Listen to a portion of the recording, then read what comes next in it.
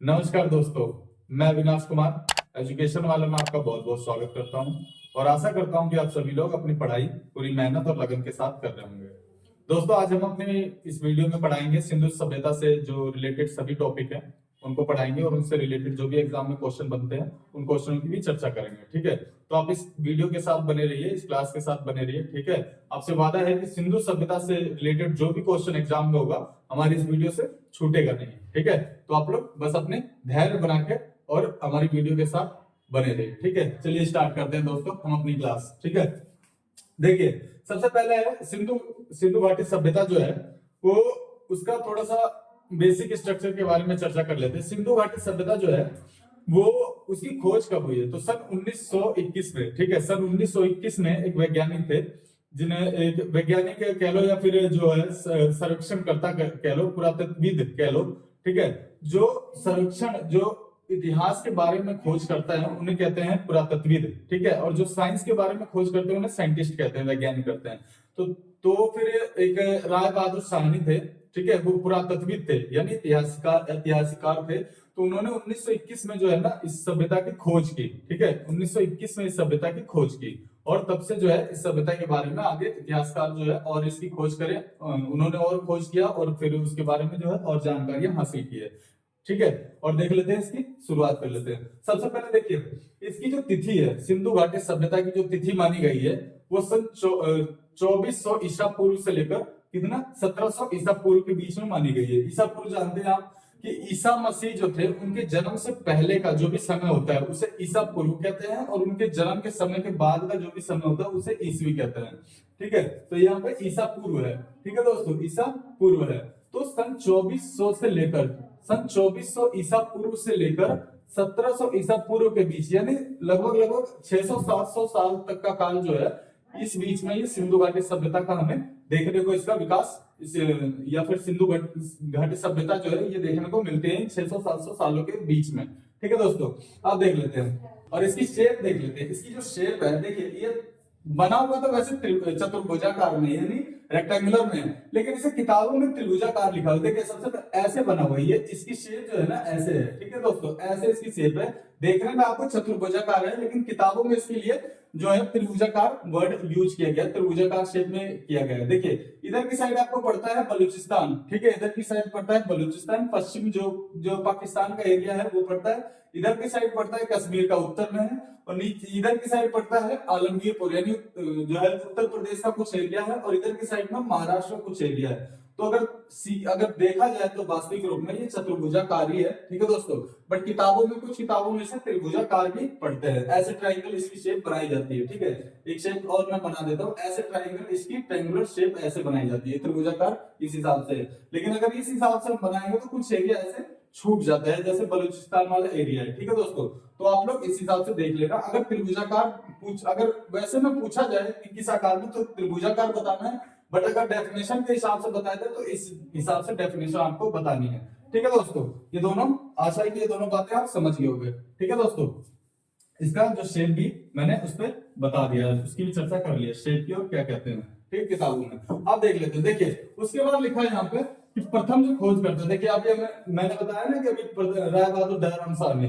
देखिए सबसे पहले तो ये उन्होंने इसकी खोज कब की थी उसकी भी चर्चा हमने कर लिया, सन 1921 में। कब? सन 1900 जो है 21 में इसकी खोज की थी। ठीक है दोस्तों, 1921 में जो है इसकी खोज की थी और जो है इसकी जो पहला खोजा गया सभ्यता, देखिए इस सभ्यता को सिंधु सभ्यता क्यों कहते हैं? ठीक है, क्योंकि जब इसको खोजा गया ना सबसे पहला इसका तल तो वो सिंधु नदी के किनारे खोजा गया था। कौन सी नदी थी? वो नदी थी सिंधु नदी। ठीक है, सिंधु नदी के किनारे खोजा गया सबसे पहला जो स्थल है, इसीलिए इस सभ्यता का नाम सिंधु सभ्यता कहते हैं। और एक चीज है, एक तो सिंधु सभ्यता कहते हैं इसको, दूसरा नाम इसका है हड़प्पा सभ्यता भी कहते हैं। हड़प्पा सभ्यता क्यों कहते हैं? क्योंकि जो पहला खोजा गया जगह था उस जगह का क्या नाम था? हड़प्पा था। ठीक है, हड़प्पा उस जगह का पहला नाम था, यानी जो सबसे पहला बार खोजा गया जगह वो था हड़प्पा, इसलिए इसे हड़प्पा की सभ्यता भी कहते हैं। और सबसे पहली जो नदी थी खोजी गई है सिंधु नदी के किनारे थी, इसलिए इसे सिंधु सभ्यता भी कहते हैं। तो चाहे इसे हड़प्पा सभ्यता कह लो चाहे सिंधु सभ्यता कह लो, दोनों बात एक ही है। हड़प्पा जो है जगह का नाम है और सिंधु जो है नदी का नाम है। आशा के समझ गए होंगे। ठीक है दोस्तों, उसके बाद देख लेते हैं। इसके बाद लिखा है आद्य इतिहास, देखिए समय कौन सा था, ठीक है, ये समय के बारे में पूछा है। अभी हमने देखो पिछली वीडियो में अगर आपने देखा होगा तो मैंने समय जो है ऐतिहासिक समय है उसके बारे में चर्चा की थी कि ये जो इतिहास उसको 3 भागों में बांटा गया था, ठीक है, इतिहास जो है उसको 3 भागों में बांटा गया है। एक बार और मैं उसका जो है डिस्कशन कर लेता हूँ। देखिए कौन कौन से भाग है इतिहास, ठीक है, इतिहास जो है, इतिहास जो है, ठीक है, देखिए उसको 3 भागों में बांटा गया है। सबसे पहला है प्राग इतिहास, ठीक है, सबसे पहला है प्राग इतिहास, ठीक है, प्राग इतिहास, ठीक है। उसके बाद है, उसके बाद है आद इतिहास, ठीक है, उसके बाद है कौन सा, आद इतिहास, ठीक है दोस्तों, आद इतिहास, ठीक है। उसके बाद है आद इतिहास के बाद है तीसरे नंबर का है इतिहास, ठीक है, ठीक है, इतिहास, ठीक है। अभी देखिए इनकी मैं बता देता हूँ क्या है प्राग इतिहास, क्या है।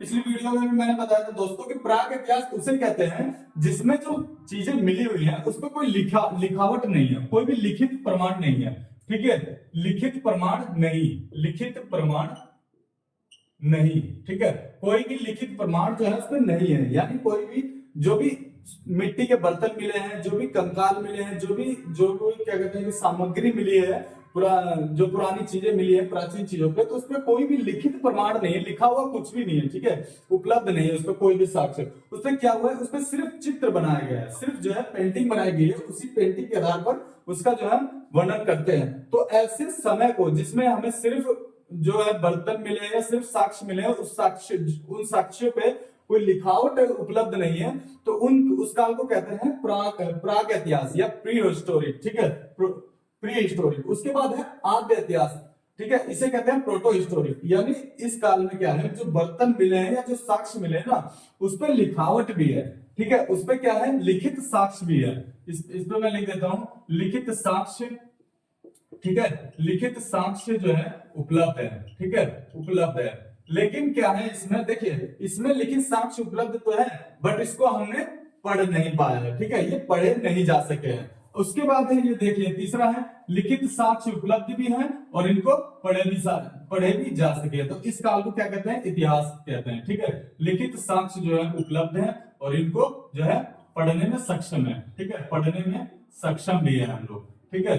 तो इस काल को कहते हैं इतिहास काल। तो देखिए तीनों की मैंने बता दी। प्राग ऐतिहासिक काल जिसमें लिखित प्रमाण उपलब्ध नहीं है उसे प्राग ऐतिहासिक कहते हैं। आद्य ऐतिहासिक उस काल को कहते हैं जिसमें लिखित साक्ष्य उपलब्ध तो है लेकिन हम लोग पढ़ने में सक्षम नहीं हो पाए हैं। और इतिहास उस काल को कहते हैं जिसमें लिखित साक्ष्य उपलब्ध भी है और जिसको हम पढ़ने में सक्षम भी हो पाए। तो देखिए जो सिंधु घाटी सभ्यता है, यहाँ पर देखिए लिखा हुआ है सिंधु घाटी सभ्यता जो है आद्य ऐतिहासिक काल में, और आद्य ऐतिहासिक काल में क्या है कि जिसमें लिखित साक्ष्य उपलब्ध तो है बट हम पढ़ नहीं पाए हैं। तो सिंधु घाटी सभ्यता वही काल में है और इसमें जो चीजें हमें मिली हुई है, जो प्रमाण हमें मिले हुए हैं वो हमने देखा तो है कि हाँ भाई लिखा हुआ है, लेकिन सिंधु घाटी सभ्यता के जो साक्ष्य में लिखा हुआ है वो आज तक हम लोग पढ़ नहीं पाए हैं। उसी काल को कहते हैं आद्य ऐतिहासिक काल, ठीक है। तो आशा है ये चीज समझ गए होंगे आप लोग कि सिंधु घाटी सभ्यता आद्य ऐतिहासिक काल से संबंधित है और उस पर जो लिखावट है उसको हमारे जो है पुरातत्वविद आज तक पढ़ नहीं पाए हैं, समझ नहीं पाए उस पर लिखा क्या है, ठीक है। और इसकी लिपि भी एक बार मैं बता देता हूँ। तो इसकी लिपि हम लोग कैसे लिखते हैं, हम लोग अपनी हिंदी जो लिपि है हिंदी को कैसे लिखते हैं, बाएं से दाएं ओर लिखते हैं, लेकिन इसमें क्या था कि दाएं से बाएं ओर लिखा जाता था, ठीक है, यानी इस साइड से इस साइड लिखा जाता था, दाएं से बाएं ओर, ठीक है दोस्तों। अब देख लेते हैं। उसके बाद है देखिए sir John morsel. Sir John जब हमारा देश औपनिवेशिक शासन के अधीन था तब इसकी खुदाई हुई थी, ठीक है, तब इसकी खोज वगैरह हुई थी, खुदाई उत्खनन वगैरह हुए थे। तो उस टाइम पे सर जॉन मॉर्सल जो थे 1924 में जो है भारतीय पुरातत्व सर्वेक्षण के तत्कालीन जो कौन थे, चीफ थे, चीफ यानी मुख्य थे, मतलब चीफ कमांडर कह लो जो भी कह लो। तो सर जॉन मॉर्सल थे, उन्होंने जब 1924 में जब इसकी खुदाई की, देखिए सर 1921 में तो पहले रायबहादुर दयाराम साहनी ने खोज कर दी थी, परंतु एक सीक्वेंस वाइज जो होता है ना, ये कहते हैं कि एक सीक्वेंस वाइज इसकी कई सारी चीजें मिलने लग जाती है, तो हाँ भाई पर्टिकुलर ये पता चल जाता है कि हाँ भाई ये इस चीज से संबंधित है। तो 1924 में सर जॉन मॉर्सल जो थे, जो भारतीय पुरातत्व सर्वेक्षण Indian archaeology survey of India के जो है चीफ थे, उन्होंने विधिवत रूप से यानी जो है लीगली रूप से ऑफिशियली इन्होंने अनाउंसमेंट कर दिया कि हाँ भाई ये जो चीजें मिल रही है ये हमें एक सभ्यता से मिल रही है और उस सभ्यता का नाम है सिंधु घाटी सभ्यता। ये ऑफिशियली अनाउंस कर दिया था कब, 1924 में, ठीक है दोस्तों, तो आपको पता चल गया सर जॉन मार्शल ने 1924 में विधिवत रूप से या फिर जो है ऑफिशियली अनाउंस कर दिया था 1924 में कि हाँ भाई सिंधु घाटी सभ्यता नामक चीजें हमें मिल रही है और ये सारी चीजें सीक्वेंस उसी सभ्यता से संबंधित है। उसके बाद देख लीजिए इसका, देखिए अभी मैंने जो है इसका ग्राफ बनाया था कि कौन कौन सा है, तो इसका मैं बता देता हूँ। कई बार एग्जाम में ये पूछा जाता है कि सबसे उत्तरी बिंदु, उत्तरी जगह कौन सा है, सबसे दक्षिणी जगह कौन सा है, सबसे पूर्वी जगह कौन सा है और सबसे पश्चिमी जगह कौन सा है। तो इन चारों चीजों की पूरा पश्चिम उत्तर दक्षिण की हम देखिए वो कर लेते हैं, चर्चा कर लेते हैं। देखिए सबसे पहले ग्राफ में बना देता हूं, ये है नॉर्थ, ठीक है, ये है नॉर्थ, ये है साउथ, ये है ईस्ट और ये है वेस्ट, यानी ये है पूरब, ये है पश्चिम, ये है उत्तर और ये है दक्षिण। ठीक है दोस्तों, अब देख लेते हैं, सबसे पहले देख लेते हैं सबसे पहले उत्तर में देख लेते हैं। ठीक है, उत्तर में जो जगह है ये है जम्मू कश्मीर का। जम्मू कश्मीर में एक जगह है मादा, ठीक है, क्या नाम है, मादा।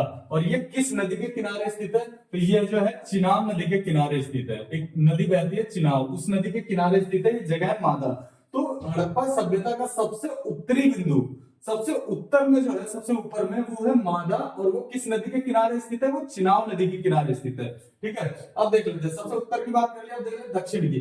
दक्षिण में जो है सबसे इसका दक्षिण में वो है कौन सा है, दाइमाबाद। कौन सा है, दाइमाबाद, दाइमाबाद। ठीक है, और वो कहां पे है, वो है गोदावरी नदी के किनारे स्थित है। ठीक है, गोदावरी नदी, कई बार इसकी नदियों को पूछ लेता है। तो सबसे दक्षिण में जो है वो दाइमाबाद है और वो गोदावरी नदी के किनारे जो है वो स्थित है। कौन से जिला में है, ये महाराष्ट्र में, महाराष्ट्र के औरंगाबाद जिले में है, महाराष्ट्र के अहमदनगर जिले में है। ठीक है दोस्तों, महाराष्ट्र के अहमदनगर जिले में है और ये दाइमाबाद है सबसे दक्षिण तक बिंदु। ठीक है, उसके बाद देख लेते हैं सबसे पूर्वी बिंदु कौन सा है, तो सबसे पूर्वी बिंदु अपने उत्तर प्रदेश में है, क्या नाम है उस जगह का, आलमगीरपुर। ठीक है, आलमगीरपुर। ठीक है, इसका नाम है आलमगीरपुर। और कौन सी नदी के बारे के बगल में इसको खोजा गया, तो इसके बगल में जो है, देखिए हर जो जगह खोजी गई है वो एक ना एक नदी के बगल में ही खोजी गई है। ठीक है, हर एक जगह के बगल में एक ना एक नदी मिलेगी ही मिलेगी। तो इसके बगल में कौन सी नदी है, तो इसके बगल में जो है दोस्तों ये हिंडन नदी है। ठीक है, कौन सी है, हिंडन नदी है, जो आलमगीरपुर के जो है उसके बगल में जो नदी बहती है। और ये कहां पे है, ये उत्तर प्रदेश का जो मेरठ जिला है ना अपना, मेरठ जिले के बगल में ही है। ठीक है, मेरठ में ही है, मेरठ जिले के अंदर ही है आलमगीरपुर, वहां एक नदी बहती है हिंडन नदी और उसी के बगल में ही है। ठीक है, ये हो गया पूर्व की। अब देखते हैं पश्चिम में। ये तीनों हिस्से तो दोस्तों अपने इंडिया के अंदर है, लेकिन जो सबसे चीज एक हिस्सा जो है ये पश्चिमी हिस्सा, ये पाकिस्तान के अंदर चला गया। ठीक है, तो इसे कहते हैं इसको कहते हैं सुतकागडोर। ठीक है, सुतकागडोर। ठीक है, सुतकागडोर है। ठीक है, कई कई जगह इसको सुतकोटदा भी कहते हैं, सुतकोटदा।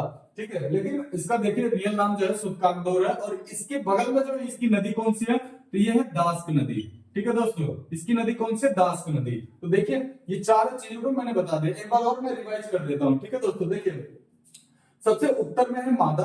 ठीक है, सबसे उत्तर में है मादा, जम्मू कश्मीर में चिनाब नदी के किनारे। सबसे दक्षिण में है दाइमाबाद, गोदावरी नदी के किनारे स्थित है, ये है महाराष्ट्र में, अहमदनगर जिला के अंदर है।